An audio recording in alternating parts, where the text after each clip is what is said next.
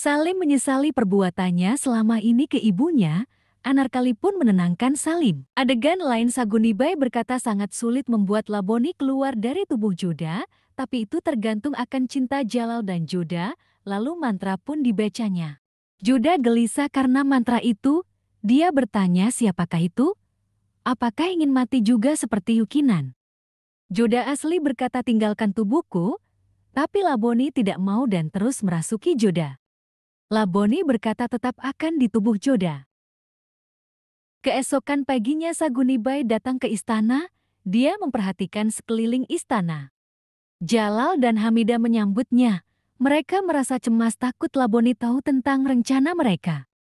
Sagunibai berkata akan berpura-pura tidak tahu apa-apa dan hanya ingin menemui Joda. Joda termenung sedih di kamarnya, lalu pelayan mengatakan kalau di luar ada Sagunibai.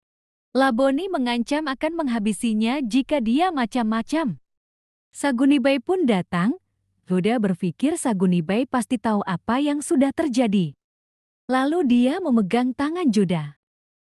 Laboni berkata kalau dia bisa melihat Laboni, maka segera Laboni membunuhnya. Sagunibai maju dan Laboni pun mundur. Tapi Sagunibai ingin mengambil bulu merah. Sagunibai berbicara kepada Jalal dan Hamidah. Dia berkata kalau sudah melihat Laboni tapi dia berpura-pura tidak melihatnya. Sagunibai memberi instruksi ke Jalal tentang apa yang akan dilakukan. Jalal diberi kotak yang berisikan abu. Abu itu harus ditabur di sekeliling kamar Joda, maka arwah Laboni akan melemah untuk sementara. Lalu Jalal diberi sebuah cincin. Itu berguna untuk melihat ke Laboni, tapi harus hati-hati jangan sampai menatap bola mata Laboni. Dan jangan membuat Laboni curiga kalau mereka punya rencana. Laboni bertanya siapa wanita tua itu. Joda berkata semua orang menghormatinya, dia kesini hanya ingin tahu keadaanku. Jalal masuk ke kamar Joda sambil mengusap cincinnya dan dia melihat sekeliling kamar. Jalal berkata sudah lama Joda tak kemandir tapi Laboni yang menjawab kalau Laboni yang melarangnya. Jalal sadar kalau Joda sedang menatap Laboni. Jalal menatap ke arah kaca dan melihat Laboni. Jalal lalu mengajak Joda duduk dan segera memijat kepala Joda. Laboni cemburu melihat Jalal dan Joda, lalu Laboni membuat lampu yang ada di kamar Joda bertiup ke sana dan ke Aini. Lalu Jalal menyuruh Joda datang ke ruang sidang.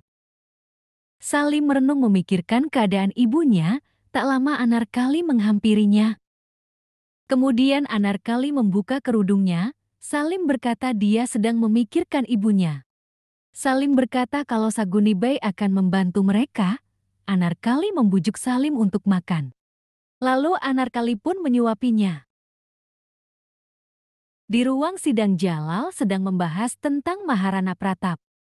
Joda mendengarkan begitu juga Laboni. Fasal berkata Mewar sedang diserang dan Jalal berkata akan menghadapi musuhnya sendiri. Laboni pun tampak kesal. Jalal merenung di kamarnya, kemudian Joda yang sudah kerasukan Laboni juga menghampirinya. Dia berkata kenapa bukan Salim yang berperang, apa Jalal tak mempercayai anak nih. Joda bersandar pada Jalal dan tampak dari kaca Labonilah yang sedang bersandar di bahu Jalal. Joda ingin ikut ke medan perang, kemudian dia mengambil pedang dan mengarahkan pedang ke arah Jalal. Jalal terheran melihatnya.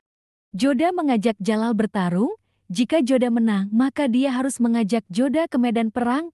Jalal bingung harus menjawab apa.